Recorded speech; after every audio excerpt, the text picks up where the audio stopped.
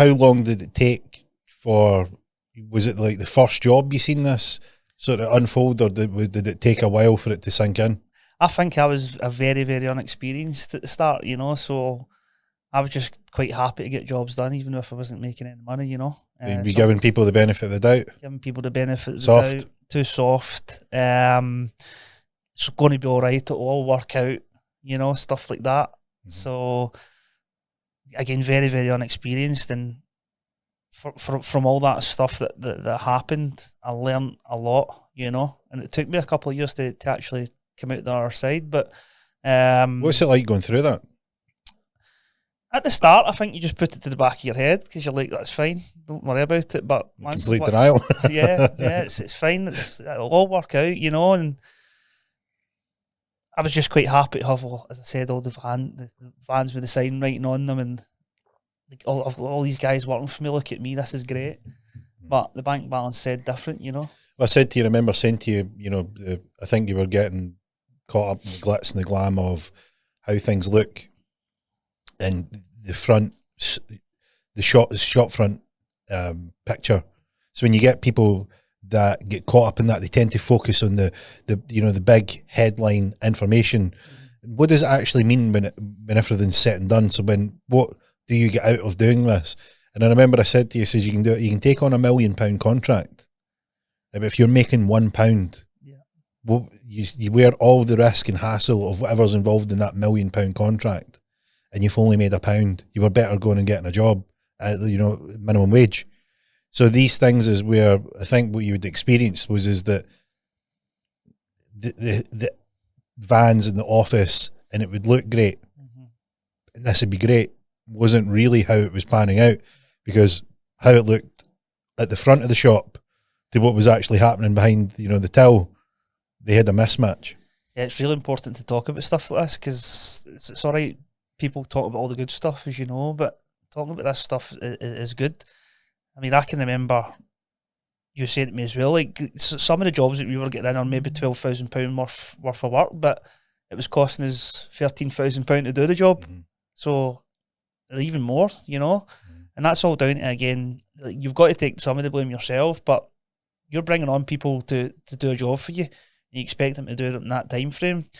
And again, it all comes down to experience. At the start, I was very, very unexperienced with what I'm doing. I just wanted to look great.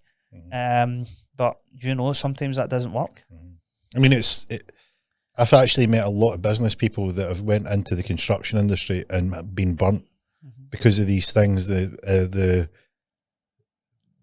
dealing with people that are paid on performance versus people that are paid to show up are not the same.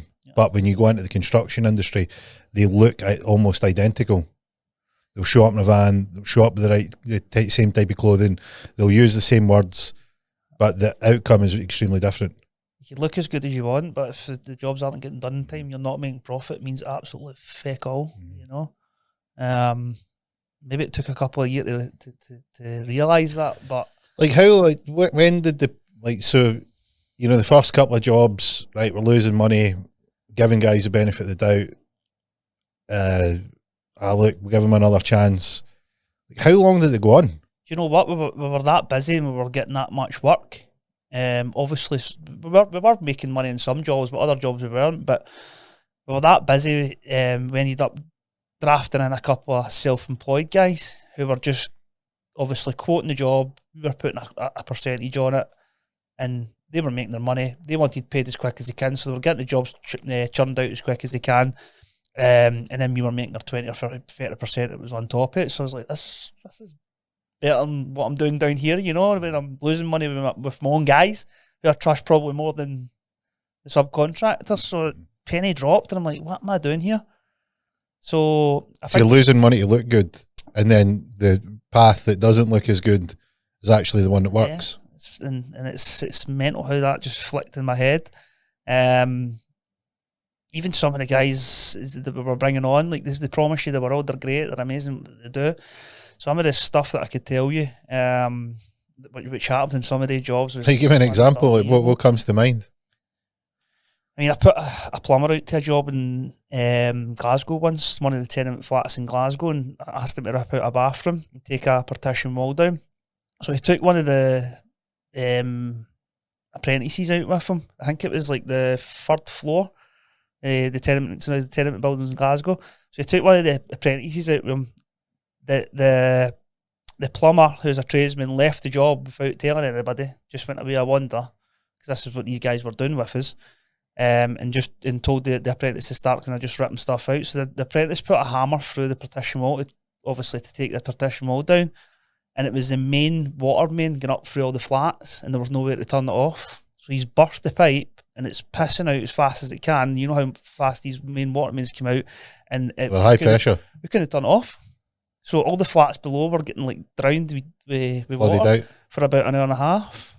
So that's some of the crazy stuff. Like, so you can imagine everybody running out their flats. There's an apprentice on the job with nobody else. This guy's just fucked off because he went to wander in one of my vans. That was a disaster that day. And that same guy, we've got another story for him as well. We were doing like an ensuite in a flat in Glasgow as well, and running the pipes for the ensuite out to the main pipes. He was cutting a channel through all the spans of the rafters, the joists that were holding up all the other flats above. So he's cutting into the structural timbers of the flat. Yep, just bend, chopping a bit out of them. Chopping to get like a 30mm pipe through, right through all the full lot of them. So see when the surveyor came out, obviously downstairs is like, I'm starting to get cracks in my ceiling.